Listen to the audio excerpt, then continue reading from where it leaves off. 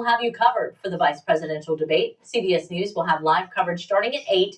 The actual debate starts at 9. And we'll break down all the big moments for you right here tomorrow night on News Center 7 at 11. And just so you know, here are the important dates voters need to know. Military and overseas absentee voting started last Friday. October 8th is the last day to register to vote and kickoff to early in-person voting and absentee voting by mail. Absentee ballot applications must be received by your Board of Elections by 8:30 p.m. October 29th. Mailed absentee ballots must be postmarked by November 4th, and Election Day is November 5th. More people near Cincinnati are filing class action lawsuits over last week's chemical leak. Last Tuesday, a rail car started leaking styrene, a toxic and highly flammable chemical. More than 200 people were evacuated from their homes in the Whitewater Township area. At least 5 lawsuits, including 11 total plaintiffs, have been filed in federal court. Many said they're concerned about their health. Everybody had to leave. We all were scared. We had no choice.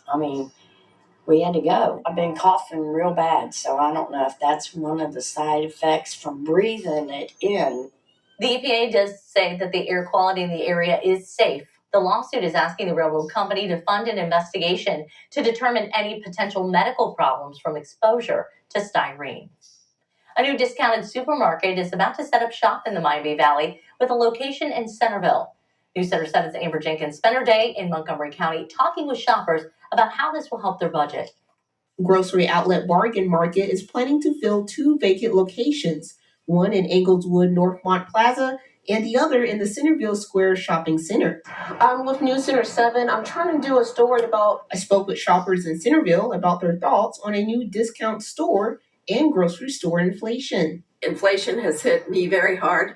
I know it's hit all the communities very hard. I don't know anybody who doesn't complain about it. City records show the Bargain Market plans to renovate the 25,000 square foot space in Centerville and hire 25 employees to operate the store from 8 a.m. to 10 p.m. daily.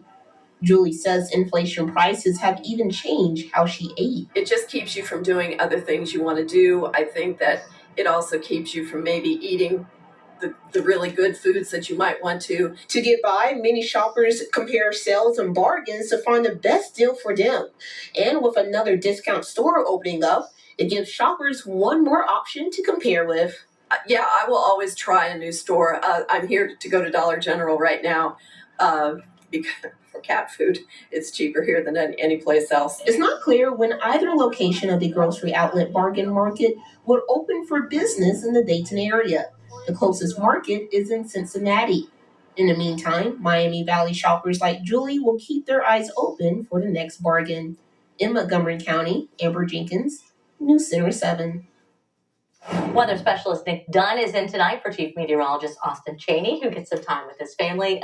We've been talking about the cleanup, the power outages, the weather all over the place, and now we get something else that we need to look for. Yeah, this is kind of, I guess, one of the last hurdles before we get back to sunshine and dry weather. I think we can handle that. We got some fog to deal with tomorrow morning, potentially in some spots. Let's break down a couple of safety reminders for you as you go out and about tomorrow. If you happen to encounter some fog in your area, remember to slow down and use those low beam headlights, not the high beam bright headlights. And also, because of the amount of moisture in the atmosphere, you may find yourself hitting those windshield wipers a couple of times just to ensure you're keeping some good visibility. Outside in Piqua right now, we've not seen too many issues so far, but if you look off in the distance, you can maybe start to see some signs of some very light fog beginning to develop. Temperature right now at 64 degrees, and that dew point sitting at 64 in Piqua, giving us full saturation with a humidity of 100%. The lingering problem, you see mostly cloudy skies reported there in Piqua. So we still have to get past that, and then we'll likely start to see that fog becoming a little bit more widespread. Live Doppler 7 right now, dry this evening. Wapakoneta, you've already dropped down to 59 degrees there. We did forecast some upper 50s and low 60s tonight, so we're already seeing that part of the forecast verified.